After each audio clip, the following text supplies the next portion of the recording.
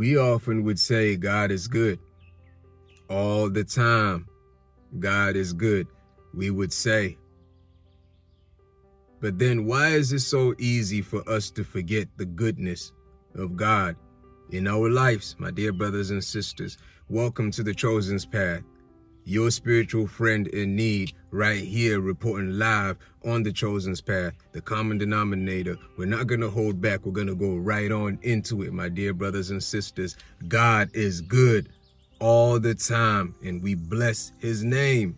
We bless his holy name, my dear brothers and sisters. You know, on the Chosen's Path, we realize that the key to happiness, the quicker way to attain this state and maintain it, is through gratitude.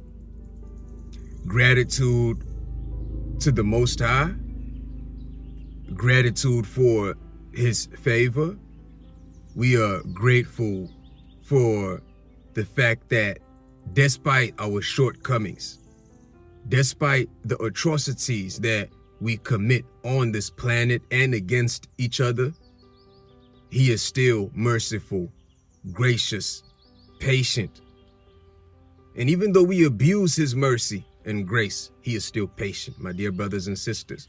God is good all the time, we say, and it is true. In the good and bad experiences, we still exalt his name, because we know even from the bad, good is waiting at the end. Good always comes out, and we are grateful. But why do we forget the goodness of God? How quick we are to forget, my dear brothers and sisters. When we study history, we get to see, especially those who were the observers, those who saw the higher hand that was operating in the nation through individuals. We got to read through the story of King David. We get to read about the story of Joseph, Daniel, and we get to see how the Supreme Lord was able to move the Israelites out of Egypt. And even through the wilderness, God was performing miracles that they had never seen before. And yet they were so quick to forget. Yet they would still condemn their leader, Moses. They would still say they were even better off in Egypt, my dear brothers and sisters. How quick they were to forget the goodness of God. Now we are taking a step back, and we are observing the times that we are in, and we are looking not too far into the distant past, and we can see the goodness of God, how he has maintained peace, how we have overcome certain difficulties and challenges that we experienced in the past due to the wisdom that he bestows upon us, due to the intelligence that he's bestowed upon us. You see, and yet we forget the goodness of God.